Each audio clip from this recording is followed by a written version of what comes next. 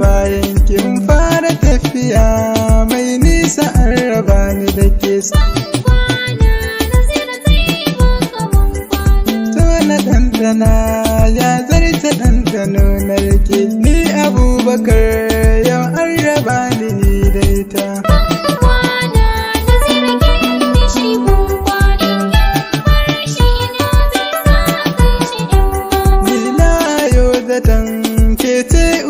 Ta ‘ya'yana amma yanzu kinai mini ban kwana.